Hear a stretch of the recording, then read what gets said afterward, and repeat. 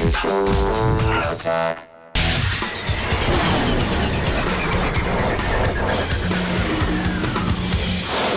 right, my guest tonight in New York, columnist and blogger at Wired.com, Elliot Van Buskirk joins us, and in Los Angeles, straight out of Manchester, England, vocalist, keyboardist, and producer from Working for a Nuclear-Free City, it's Phil Kaye. Welcome to The Loop, everybody. Let's start with Nine Inch Nails. I think everybody was surprised last night.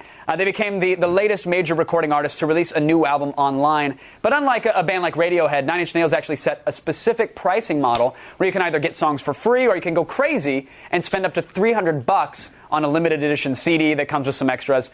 So, Elliot, I'd like to start with you. Why do you think bands like Nine Inch Nails are skipping the traditional route and releasing their music online? Well, first of all, because they can. A lot of these artists are waiting for their major label deals to expire so that they can try stuff out like this. And I think when Radiohead did what they did last year, it got a lot of major artists really excited about the possibilities here. And what I really love about it is it gives fans choice. You know, it's not about the labels telling fans how they should consume music. It's like, here are some options. Knock yourself out. Which one do you like? Right. But Phil, Elliot just said major artists several times. I mean, this isn't something that any band can do, right? I mean, they need to reach a certain level of notoriety before they go self-published in these times, right?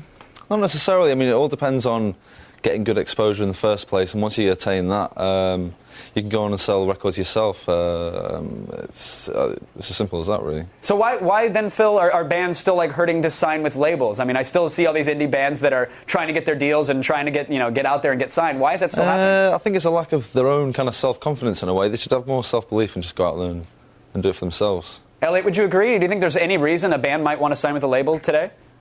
Well, if you know any, well, I guess it depends on the person, but a lot of musicians want to make music, and they don't want to be their own business managers.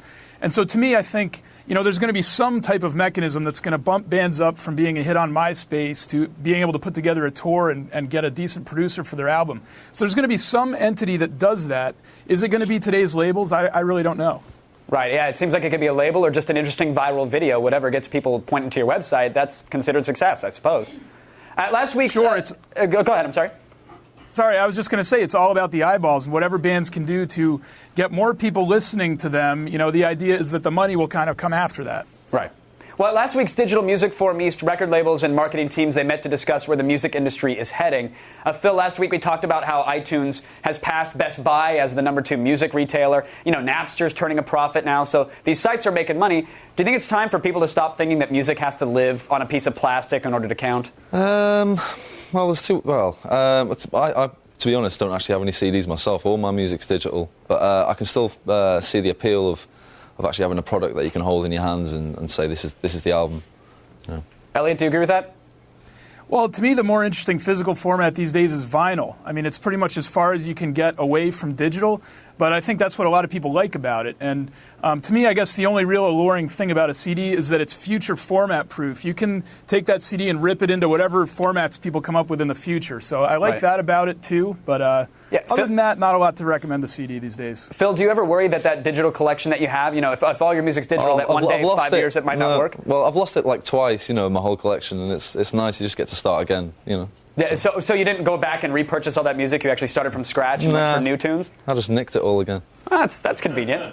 Well, Elliot, Wired recently reported that a number of artists and lawyers, they're all upset about not receiving their fair share of the millions of dollars that EMI and Universal and Warner were awarded from file-sharing sites like Napster and Kazaa.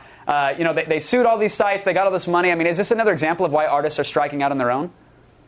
It certainly is. If you want to see some money disappear, pour it in somewhere into a record label, and they'll think of a way.